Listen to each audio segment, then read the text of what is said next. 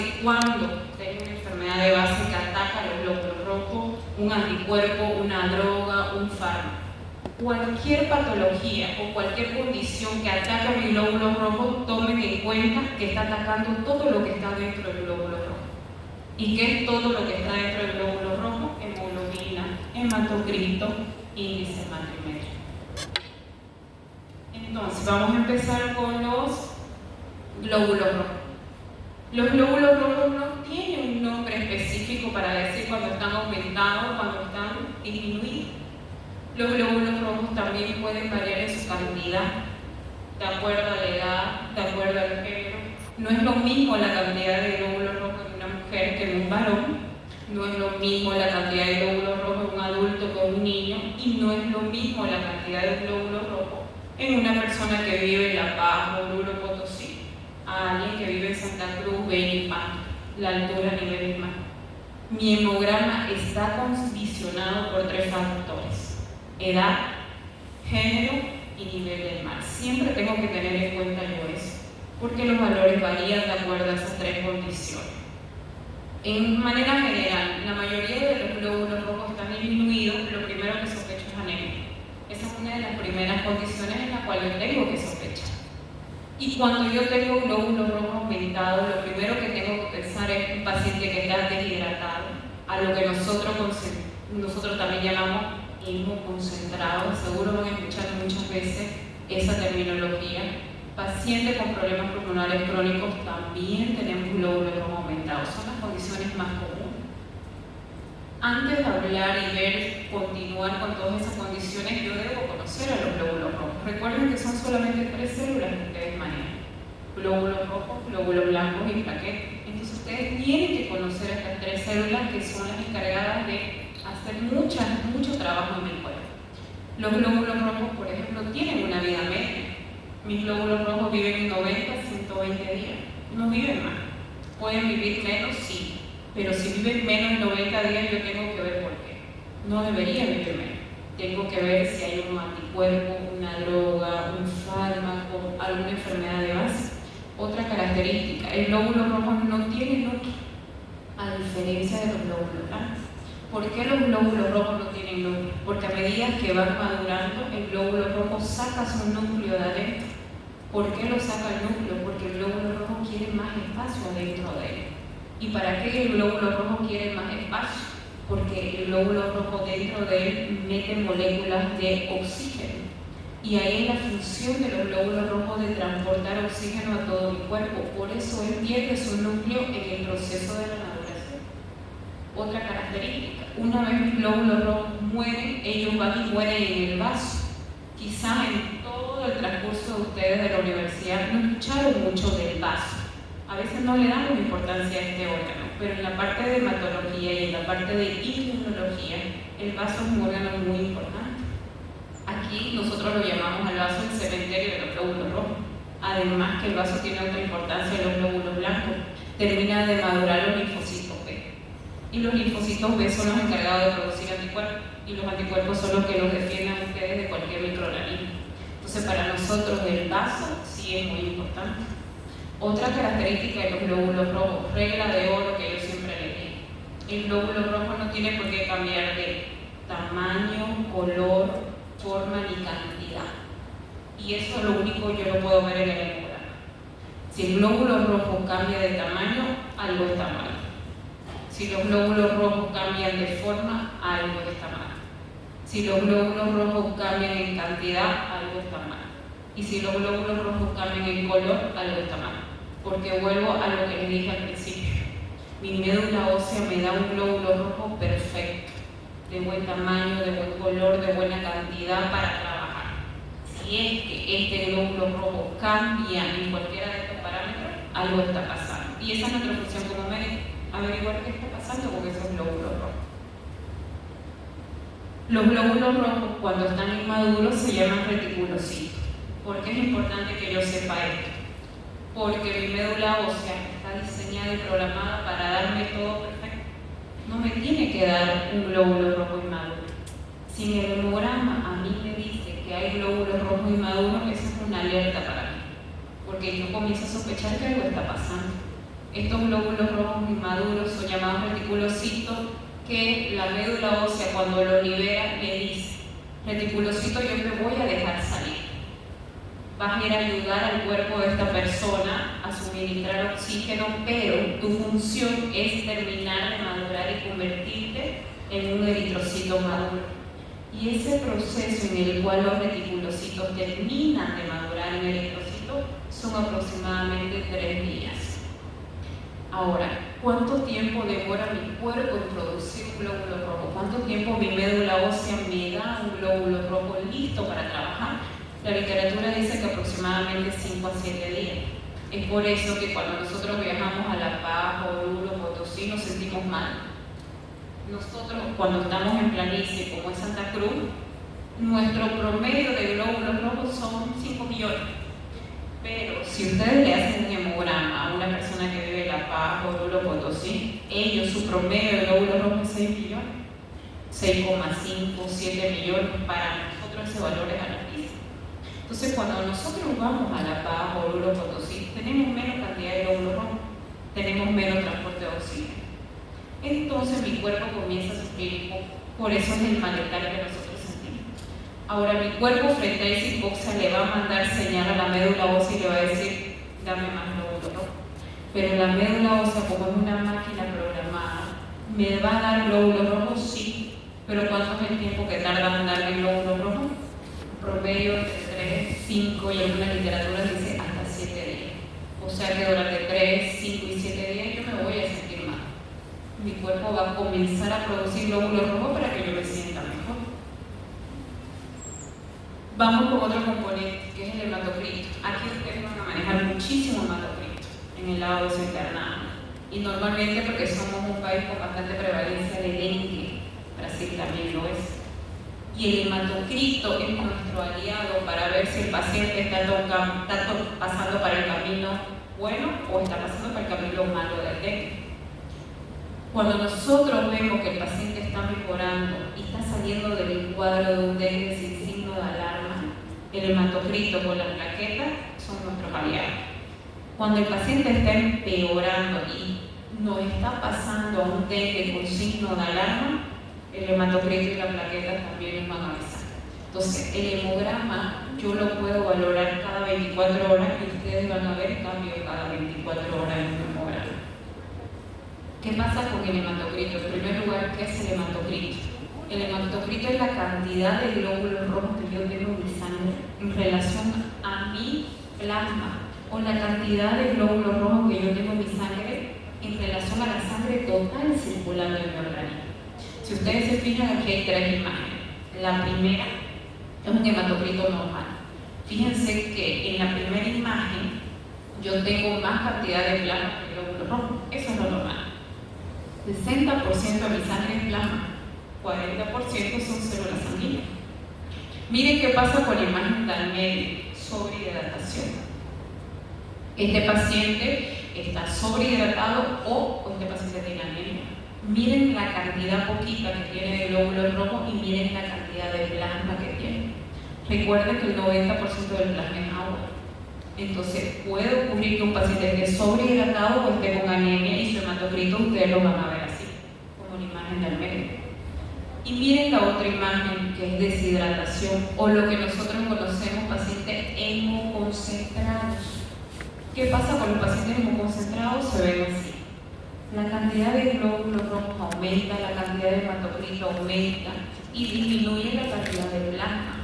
Por eso también podemos decir que este paciente está deshidratado. Esto es lo que ocurre en los pacientes con dengue. No hay un tratamiento que yo le dé al paciente con dengue, no hay un medicamento que yo le dé, lo manda a casa y el paciente mejore, no. Lo que yo tengo que controlar en el paciente con dengue es que no se deshidrate, no se hemoconcentre y hacerle un hemograma cada 24 horas. Eso es lo único que tengo que hacer, porque el hemograma me va a indicar a mí si mi paciente está deshidratado o no. Si está deshidratado o está hemoconcentrado, comienza a desencadenar un montón de problemas más en él. Igual el hematocrito tiene un valor diferente en hombres y en mujeres. Vamos con la hemoglobina, y este es el componente más importante de la serie roja. ¿Por qué? Porque este es el que me indica anemia. De aquí en adelante no podemos tener un error y decir que la anemia está dada por los glóbulos rojos. No. ¿Quién indica anemia? La hemoglobina. ¿Por qué? Porque ustedes van a leer miles de hemogramas donde los glóbulos rojos estén normal, el hematocrito esté normal, pero lo que nunca va a estar normal es la hemoglobina. Si la hemoglobina está baja, es sinónimo de anemia. Si el glóbulo está bajo, no es sinónimo de anemia. Si el hematocrito está bajo, no es sinónimo de anemia. Yo tengo que averiguar por qué. Pero cuando la hemoglobina está baja, no hay otra condición que baje la hemoglobina que no sea la anemia. Entonces, este es el principal componente para la anemia. Ahora, ¿qué es la hemoglobina? Es una proteína que está dentro de los glóbulos rojos, por supuesto. Es una proteína que está formada por dos cadenas alfa y dos cadenas beta. ¿Por qué es importante que yo sepa esto? Porque hay anemias que solo afectan a la cadena alfa. Hay anemias que solo afectan a la cadena beta. Hay anemias que solamente afectan al grupo hemo, como es la anemia ferropénica. La anemia ferropénica solamente afecta al grupo hemo, al hierro, y después el resto de la hemoglobina está perfecta. Está bonita la clase. La anemia se puede clasificar de diferentes formas. Estas son las dos clasificaciones más conocidas y las que más van a manejar en el transcurso de su vida profesional. La primera es la clasificación que maneja la OMS, que clasifica las anemias leve, moderada y severa. Cuando hablamos de una anemia severa, hablamos de valores menores a 7. Y si mi paciente tiene una hemoglobina menor a 7, es indicador de transfusión sanguínea. Eso es importante. Cuando ustedes roten por emergencia, algunos les toque rotar por emergencia o cirugía, ahí es donde más van a haber transfusiones sanguíneas. La mayoría de los protocolos dicen paciente con clínica y hemoglobina menor a 7, paciente candidato para transfusión de sangre. La anemia leve y moderada yo la puedo tratar tranquilamente con medicamentos, pero la anemia severa en la mayoría de los casos yo la trato con transfusión de sangre. La otra clasificación es la clasificación morfológica, que esta mide el tamaño y el color de los glóbulos rojos. ¿Y quién da esta clasificación morfológica? El índice matrimétrico. Aquí está el índice matrimétrico. Ahorita vamos a hablar del índice matrimétrico, pero antes de hablar para el índice matrimétrico, acuérdense lo que les dije hace rato. Mi hemograma está condicionado por 3 factores. ¿Cuáles son esos 3 factores? La edad. Nunca es lo mismo un adulto que un niño. El género no es lo mismo hombres y mujeres. Y el nivel del mar. ¿Por qué el nivel del mar? Las personas que viven a alturas a nivel del mar, su cuerpo ya está diseñado y programado para tener más cantidad de glóbulos rojos que las personas que viven en planicie. Entonces, mi hemograma siempre va a estar condicionado por estas 3 condiciones, por estos 3 factores. Ahora hablamos del índice matrimétrico, que muchas veces agarran un hemograma y no saben cómo leer el índice matrimétrico. El índice matrimétrico está dentro de la parte de la serie roja. El índice matrimétrico es el que me da apellido a mi anemia. ¿Quién me dice que hay anemia? La hemoglobina. ¿Quién me dice qué tipo de anemia tiene mi paciente? El índice matrimétrico. El índice matrimétrico es una parte del hemograma que está formada por 3 factores. Uno, que es el volumen corpuscular medio, llamada BCM. Otra, que es hemoglobina corpuscular media, HCM, y concentración de hemoglobina corpuscular media.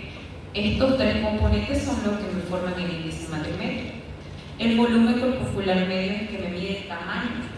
Acuérdense lo que les dije, mi glóbulo rojo nunca puede cambiar de tamaño, color, forma ni cantidad, nunca. Cuando cambia, el hemograma me va a avisar. Cuando mi glóbulo rojo cambia de tamaño, lo primero que se va a alterar es el volumen corpuscular medio, porque es que mide el tamaño de los glóbulos rojos. Me va a decir si los glóbulos rojos están grandes, están pequeños o están normales. ¿Por qué me importa saber eso? Porque, por ejemplo, si mis glóbulos rojos están pequeños, que se llama microcitosis, son las anemias ferropénicas. Imagínense que ustedes estén en provincia y no puedan pedirle hierro a sus pacientes, porque la prueba de hierro es una prueba especial, es una prueba cara, necesito equipo, necesito un reactivo, necesito más cosas. No tengo para hacer la prueba de hierro, pero sí para hacer un hemograma. Y cuando miro el hemograma de mi paciente, me dice que hay microcitosis, me está diciendo que mis glóbulos rojos están pequeños. El 90% de las causas de las microcitosis son las anemias ferropénicas. Entonces, si yo sé que es anemia ferropénica, inmediatamente inicio tratamiento con sulfato ferroso en mi paciente y le explico el cambio de alimentación que tiene que hacer. Les doy otro ejemplo. Macrocitosis. El hemograma le dice que el glóbulo rojo de su paciente está grande.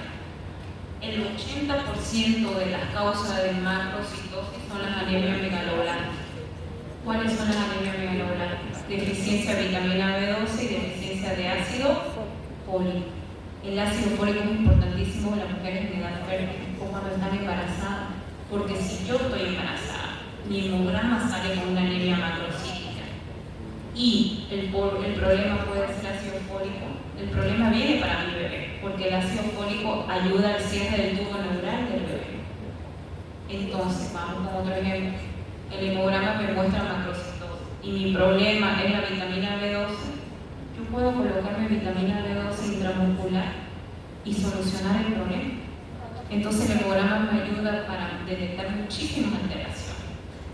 Si yo no tengo para hacerme la prueba de vitamina B12, que por ejemplo el laboratorio privado me vale 350 bolivianos esa prueba. Si no tengo para hacerme ácido fólico, que la prueba de laboratorio privado me vale 200 bolivianos, y yo tengo macrocitosis, el 80% de la probabilidad puede ser o ácido fólico o vitamina B12. Yo puedo suplementar con ácido fólico y vitamina B12 a mi paciente y solucionar ese problema. Aquí está lo que les hablaba. Fíjense en la primera imagen, el primer glóbulo rojo, el volumen corpuscular medio mide el tamaño de mi glóbulo. Miren la segunda imagen, hemoglobina corpuscular media, es la que me permite dar color a mi glóbulo rojo. Miren la tercera imagen, se llama concentración de hemoglobina corpuscular media.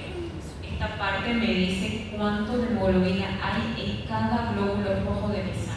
¿Y cuántas cantidades de glóbulos rojos yo tengo en mi sangre? Millones. Un promedio general es de 5 millones de glóbulos rojos para cada vez.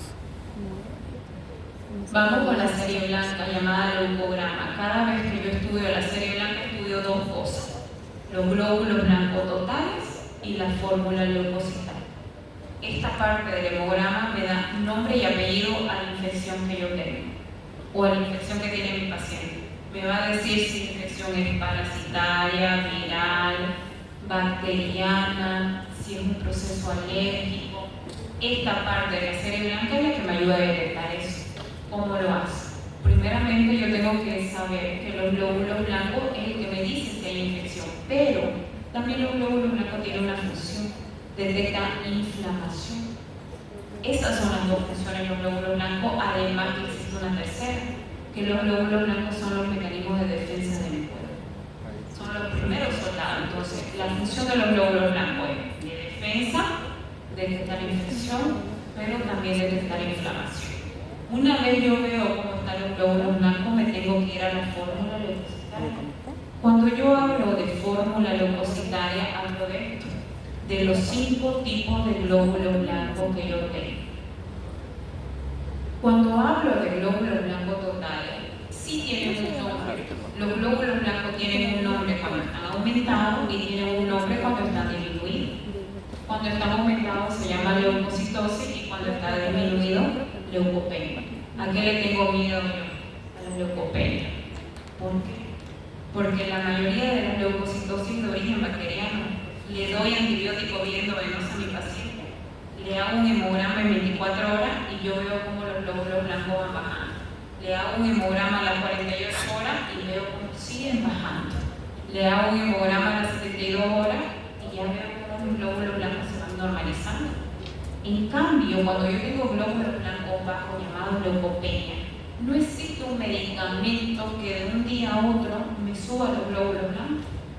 Obviamente existen para estimular a la médula ósea, pero son medicamentos carísimos, son medicamentos condicionados para pacientes oncohematológicos. Entonces sí me da más miedo la leucopenia, porque la mayoría de los casos es porque mi sistema inmunitario está fallando o estoy con una enfermedad autoinmune. ¿Y qué pasa con las enfermedades autoinmunes? No tienen un órgano diana. Las enfermedades autoinmunes pueden debutar primero con riñón, luego con corazón, luego con hígado. Entonces sí, le tengo mucho más miedo a la leucopenia que a la leucocitosis.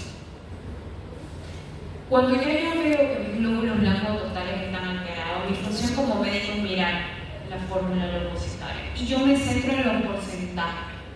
¿Puedo manejar células por milímetro cúbico? Sí, pero la mayoría del manejo de células por milímetro cúbico son para pacientes con hematología. Para pacientes de manera general, yo manejo el valor porcentual. De estos 5 glóbulos blancos, el que más tenemos en sangre son los neutrófilos. 50-70% de mis glóbulos blancos circulando en sangre son neutrófilos. Luego le siguen los linfocitos. Del 20 al 40% tenemos los linfocitos.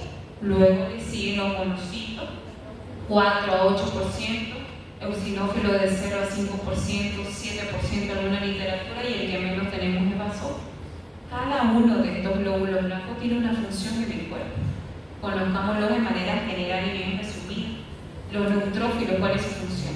Detectar procesos bacterianos. Este me dice si hay una bacteria circulando en mi sangre. Cuando los neutrófilos comienzan a aumentar en mi sangre, es que hay una bacteria que está ahí. Los neutrófilos también tienen algo muy importante. Esto nos ayuda a detectar lo que es la desviación a la izquierda. ¿Cuándo ocurre la desviación a la izquierda? Cuando mi cuerpo no está pudiendo controlar esa infección bacteriana. Ahí yo voy a ver desviación a la izquierda. Y la desviación a la izquierda solamente la puedo detectar con hemograma. La clínica del paciente me puede sospechar que está entrando una septicemia, pero la única forma de saber que es una desviación a la izquierda es el hemograma. ¿Cómo yo voy a ver una desviación a la izquierda? No sé si se lo puse, sí, aquí está. Estos son los 3 parámetros que se va a presentar en el hemograma cuando el paciente tenga una desviación a la izquierda. 1, leucocitosis. 2, neutrofilia. Y 3, callado. O si mi hemograma solo hay leucocitosis, neutrofilia y no hay callado, no es desviación a la izquierda. Si en mi hemograma solamente hay leucocitosis y no hay neutrofilia y no hay callado, no es desviación a la izquierda. Para que yo diga que mi paciente tiene desviación a la izquierda, sí o sí, tiene que haber estos 3 parámetros, ¿no? El segundo glóbulo blanco más abundante en mi sangre son los linfocitos. ¿Qué son los callados antes de pasar a los linfocitos? Los callados son un tipo de glóbulo blanco inmaduro, al igual que los reticulocitos. Los reticulocitos es la forma inmadura de los glóbulos rojos. La forma inmadura de los glóbulos blancos son los callados. ¿Qué pasa con los linfocitos? Es el segundo glóbulo blanco más abundante. Él nos defiende de virus. El linfocito no le importa si pasa una bacteria por ahí, no le importa si pasa un parásito, no. Los linfocitos ni bien ven un virus, ellos despiertan, se activan y comienzan a atacar. Ellos ya están programados, ya salieron de mi médula ósea programados para atacar solo virus. Y tenemos diferentes tipos de linfocitos. Tenemos linfocitos T, que terminan de madurar en el timo. Tenemos linfocitos B, que son los encargados de formar anticuerpos. Sin esos linfocitos B no tuviéramos los 5 tipos de anticuerpos que tenemos: IgM, IgG, IgD, IgE, IgA. ¿Por qué es importante los anticuerpos? Porque uno es de fase aguda. ¿Cuál es de fase aguda? IgM. ¿Cuál es de fase crónica? IgG. ¿Cuál es el único que puede atravesar vía placentaria? IgG. ¿Cuál es ese encuentro de mucosa? IgA. Entonces, cada uno de estos anticuerpos tiene una función en el organismo y gracias a eso son los linfocitos. Otra función que tienen los linfocitos es la desviación a la derecha. Nosotros tenemos 2 desviaciones. Desviación a la izquierda, que el 90% de los casos es por bacteria, y desviación a la derecha, que el 90% de los casos es por virus. Vuelvo a repetir, para que haya una desviación a la derecha se tiene que cumplir esos 3 parámetros que ustedes ven ahí. Si no se cumplen esos 3 parámetros, mi paciente no está con una desviación a la derecha. ¿Cuáles son esos 3 parámetros? Hay una leucocitosis, pero una leucocitosis no de 7.000, 8.000, 12.000, 15.000. Una leucocitosis bien marcada, arriba de 20.000.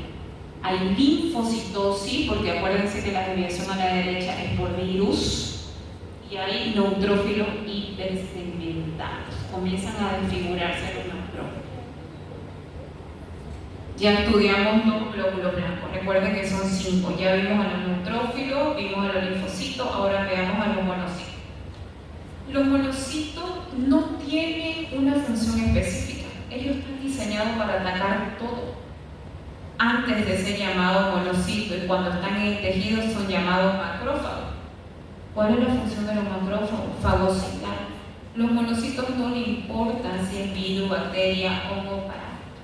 Los monocitos, cuando ven que está entrando algo a mi cuerpo que no es mío, que no me pertenece, los monocitos comienzan a atacar, comienzan a destruir todo. Luego tenemos a los eosinófilos. Los eosinófilos sí están programados. Ellos solamente atacan cuando ocurren dos situaciones. La primera es cuando hay parásitos. Si en mi organismo hay parásitos, mi médula ósea comienza a producir más eosinófilos, porque ellos atacan específicamente a los parásitos. Pero también los eosinófilos tienen una función. Ellos nos ayudan a detectar procesos alérgicos. Entonces, si yo veo eosinofilia en mi hemograma, yo tengo que ver la clínica de mi paciente. Acuérdense ustedes, los laboratorios son estudios complementarios a la clínica de su paciente. Siempre primero van a la clínica y luego los laboratorios. Si yo veo un paciente que está con diarrea, dolor abdominal, le hago hemograma y hay eosinofilia, por supuesto que voy a sospechar de parásito. Pero si la clínica de mi paciente es dolor de cabeza, rinorrea, lagrimeo, estornudo y los eosinófilos están elevados, puedo sospechar de una rinitis alérgica o de cualquier otro tipo de alergia. Entonces los eosinófilos tienen esas dos funciones. Ahora pasamos a la última parte del hemograma, que son las plaquetas. ¿Cuáles son las funciones de la plaqueta? Formar el trombo plaquetario. Sin ese trombo plaquetario no se activa la hemostasia primaria. Entonces, esa es la función de la plaqueta. Ahora, ¿qué le tengo más miedo? ¿A la trombocitosis o a la trombocitopenia? ¿Qué me preocupa más? ¿Cuando las plaquetas aumentan o cuando las plaquetas disminuyen? Disminuye. Cuando aumentan. ¿Por qué? Porque si las plaquetas disminuyen, ¿cuál es la función de las plaquetas? Formar el trombo plaquetario. ¿Y para qué forman el trombo plaquetario? Para parar el sangrado. Si yo no tengo plaquetas, mi paciente va a sangrar. Si yo lo veo sangrando, voy a correr con mi paciente a emergencia, le voy a hacer laboratorio, voy a ver qué pasa, pero me va a dar una señal de que algo no está bien y yo voy a actuar. Pero en cambio, cuando las plaquetas suben, es silenciosa. Las plaquetas comienzan a subir, ¿y cuál es la función de las plaquetas? Formar trombo. ¿Qué pasa?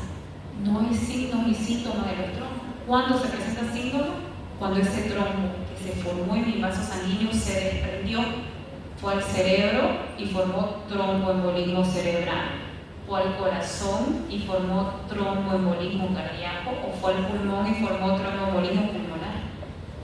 Después la formación del trombo es silenciosa. Por eso me da miedo cuando yo veo un hemograma y veo que las plaquetas están altísimas, comienzo a ver dónde se está formando trombo y detectar para poder hacer ese trombo. Porque si ese trombo se desprende, ahí sí se comienza a complicar todo en el paciente. Entonces sí le tengo más miedo al aumento de las plaquetas. Y por último, la última parte del hemograma es la BCG, que muchas literaturas la incorporan dentro del hemograma y otras fuera del hemograma. Pero esta parte del hemograma me permite detectar inflamación. Les doy un ejemplo. La serie roja de su paciente está bien. Los glóbulos blancos de su paciente están en 12.000, su valor normal es hasta 10.000.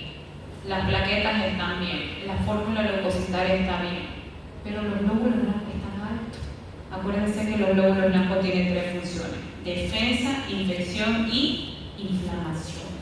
¿Cómo yo realmente corroboro qué es inflamación? Con esta parte del hemograma. La BCG es la velocidad de eritrosedimentación globular que me indica el grado de inflamación de mi paciente. Si esta BCG yo la tengo acelerada por arriba de su valor normal, me está diciendo que ese aumento de los glóbulos blancos es por inflamación. ¿No? ¿Qué es pancitopenia? Y seguro que les va a tocar muchas veces. ver este cuadro. Pancitopenia cuando todo mi hemograma está bajo, todo.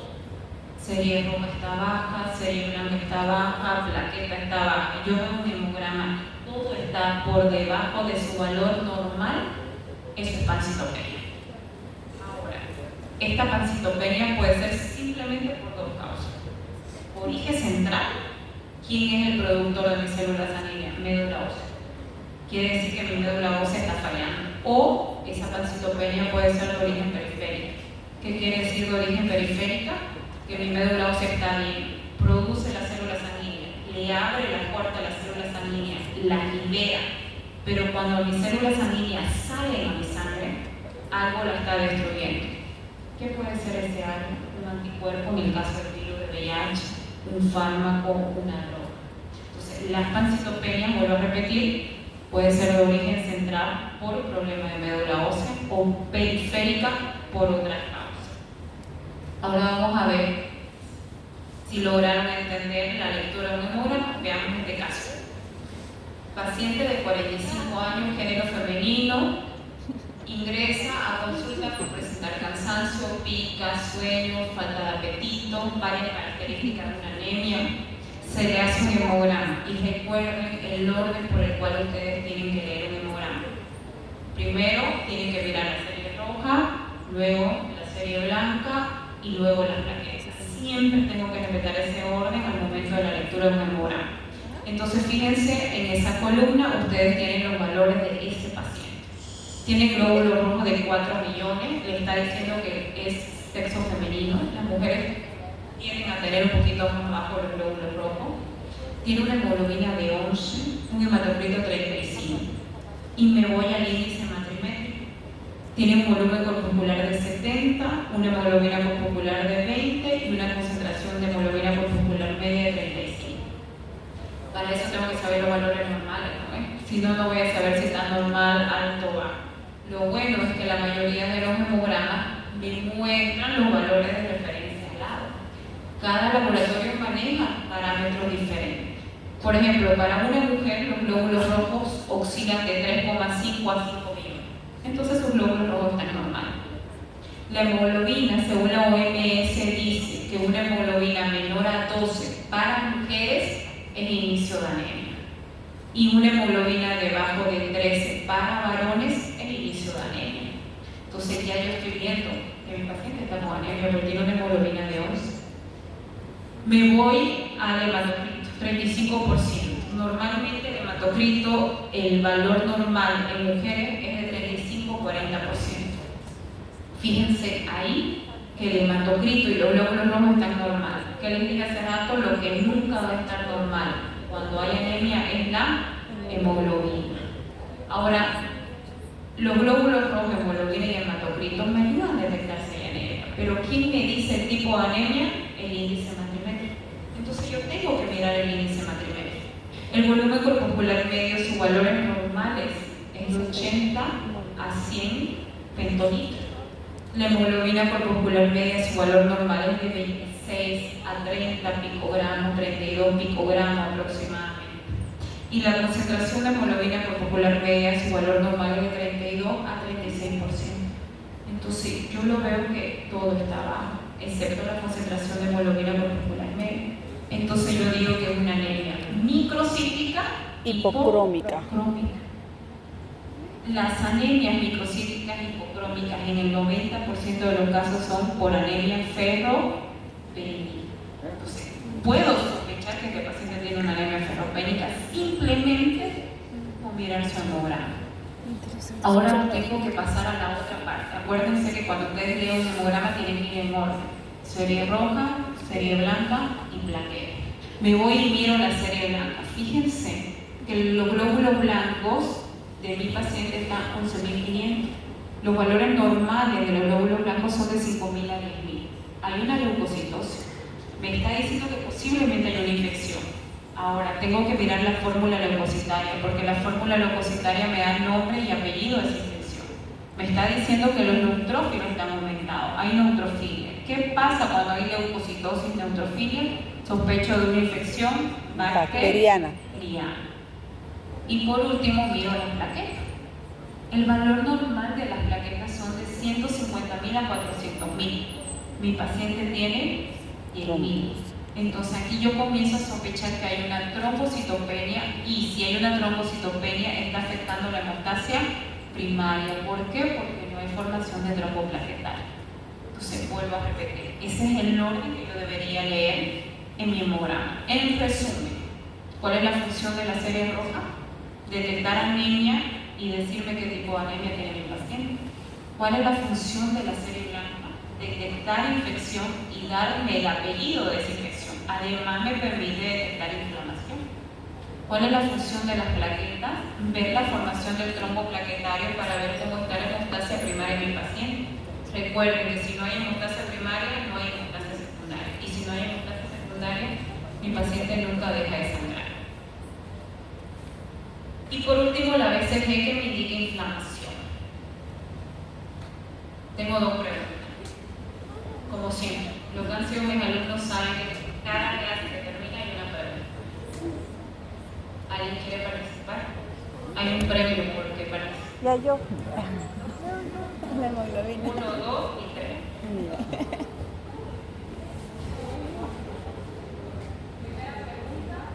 Primera pregunta, segunda pregunta y una tercera que será vos que no estaría.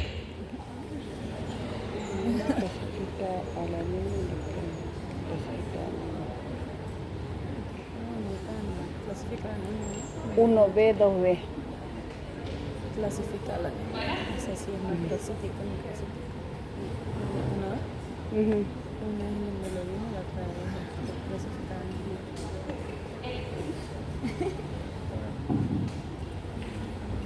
Ya, yo leo la pregunta y usted me da la respuesta.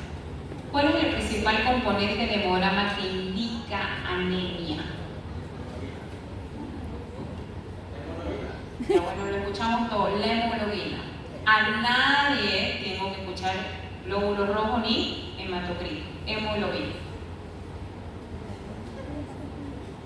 La segunda, ¿qué función tiene el índice matrimétrico? Muy bien, clasifica las anemias según su tamaño y color de los glóbulos rojos. Y la tercera pregunta, ¿cuál es la función de las plaquetas en el hemograma?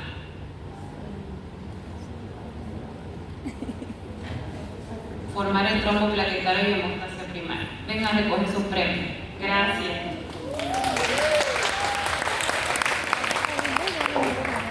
Levanta, pero